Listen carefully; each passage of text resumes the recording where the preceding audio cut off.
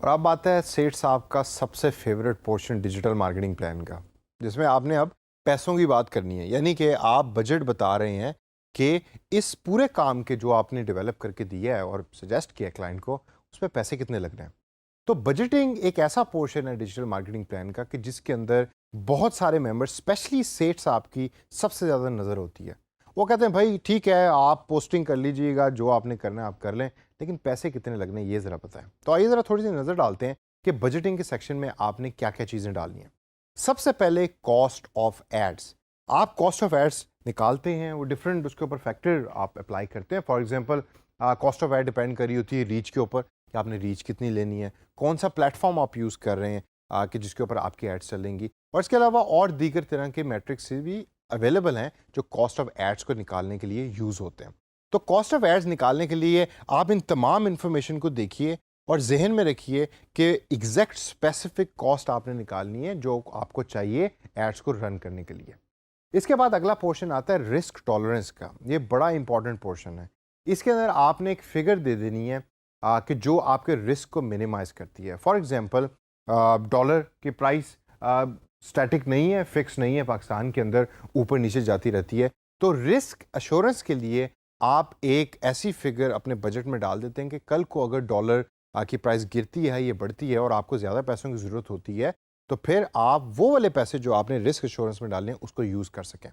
अब अगर फेसबुक जो है वो $1 यूज़ करता है per day for marketing campaign, और डॉलर अगर इस टाइम 100 रुपये का है और कल को 130 रुपये का हो गया, तो वो जो 30 रुपये का जो मार्जिन है वो आप बार बार तो क्लाइंट से पूछ नहीं सकते या मांग नहीं सकते। तो आप वो रिस्क के सेक्शन के अंदर डाल देते हैं और वो 30 रुपये फिर आप वो वहाँ से यूज़ करते हैं अगर उसकी ज़रूरत पड़े।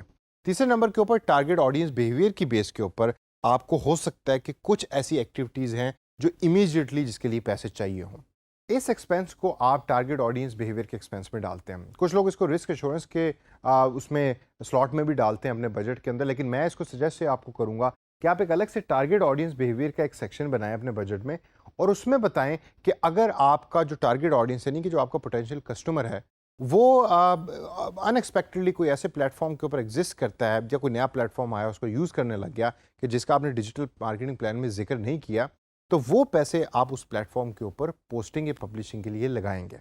कोई हॉलीडे आ रही है और उस हॉलीडे में एक प्लेटफॉर्म ज़्यादा यूज़ हो रहा है दूसरे प्लेटफॉर्म की निस्बत कि जिसके अंदर आपने प्लानिंग पहले नहीं की थी, तो आपने ऑलरेडी बजट के अंदर एक पैसे मुख्तस किए होंगे कि जिसको आप यूज़ कर सकेंगे in order to cater the needs of the user on that platform जो आपने प्लान नहीं किया।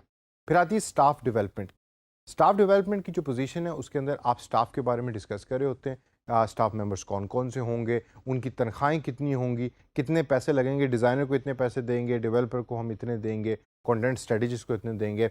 हो सकता है आप एक ब्लॉग बना रहे हैं और ब्लॉग के सजेशन के अंदर आपने कहा है कि जी हमने ब्लॉग का कंटेंट लिखने के लिए बंदे हायर करेंगे, डिफरेंट फ्रीलांसर्स हायर करेंगे।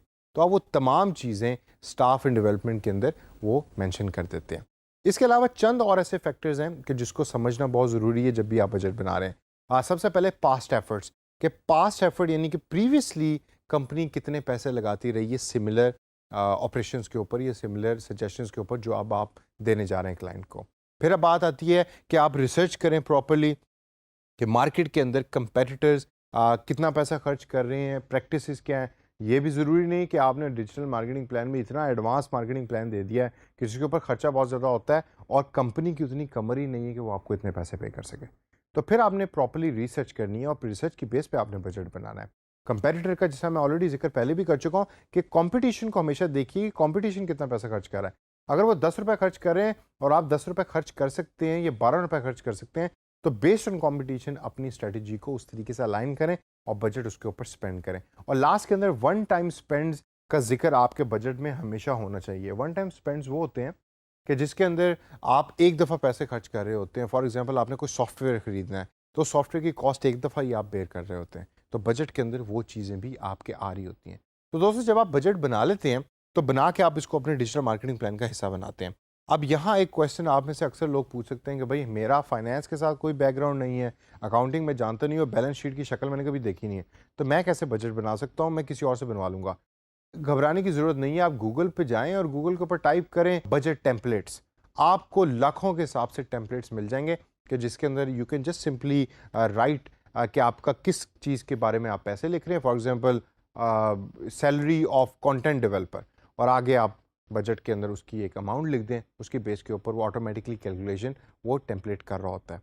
इसको ज़रा प्रैक्टिस कीजिए अपने तौर के ऊपर, और ये बड़ा एक इम्पॉर्टेंट एरिया है डिजिटल मार्केटिंग प्लान का, और ज़रूरी भी है, और इसको अंडरस्टैंड और समझना भी बहुत ज़रूरी है।